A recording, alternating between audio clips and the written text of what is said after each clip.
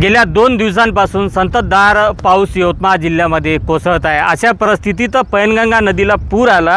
अशात शेतकऱ्यांचं अतोनात नुकसान जरी झालं असलं तरी सार्वजनिक बांधकाम प्रादेशिक विभाग नांदेड यांनी या विदर्भ आणि मराठवाड्याला जोडणारा पूल कवठा बाजार इथे उभारला होता। मात्र अशात नदीला रात्री दरम्यान पूर आल्यामुळे हा रस्ता जो आहे तो पुलाजवळचा रस्ता वाहून गेलेला आहे। त्यामुळे विदर्भ आणि मराठवाड्याचा संपर्क तुटल्याचं आपल्याला या स्पष्ट या चित्र आत्ताच्या दृश्यावरून आपल्याला पाहायला मिळते। दरम्यान माझ्यासोबत काही नागरिक आहे, आपण त्यांच्यासोबत संवाद साधणार आहोत। अलीकडं विदर्भाची बाउंड्री आणि पलीकडं मराठवाड्याची, अलीकडचं कवठा बाजार आणि दुसऱ्या बाजूला वडसा पडसा हा नांदेड जिल्ह्यातला गाव आहे। आज निष्कृष्ट बांधकाम केल्यामुळे हा रस्ता वाहून गेलेला आहे, संपर्क तुटलेला आहे। काय प्रतिक्रिया तुमची? काही नाही, हल्ली 2 वर्षापासून हे जे बांधकाम आहे सार्वजनिक नांदेडकडून जे बांधकाम करण्यात आलेलं आहे त्याचा यवतमाळ आणि नांदेडकडलं हल्ली 2 वर्षापासून परत सतत नाही का नुकसान होत आहे। आमचा जो संपर्क आहे तो तुटत आहे।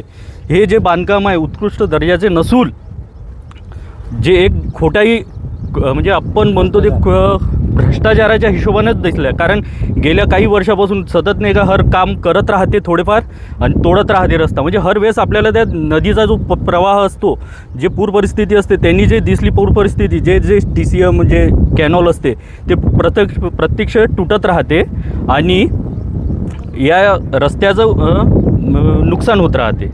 नक्कीच आपण पाहू शकतो की ज्या पद्धतीनं विदर्भ आणि मराठवाड्याला जोडणारा पूल कवठा बाजार आणि वडसा पडसा नांदेड जिल्ह्यात येतोय, तर कवठा बाजार हा यवतमाळच्या आर्णी तालुक्यातील शेवटचं गाव आहे। म्हणजे विदर्भ आणि मराठवाड्याला जोडणारा पूल जो आहे तो त्या पुलावर निष्कृष्ट दर्जाचं बांधकाम सार्वजनिक बांधकाम विभाग नांदेड यांनी केलं, त्यामुळे पूल वाहून गेलेला आहे। त्यामुळे या दोन्ही जिल्ह्याचा संपर्क आज रोजी तुटलेला आहे। संजय राठोड, साम TV न्यूज, यवतमाळ।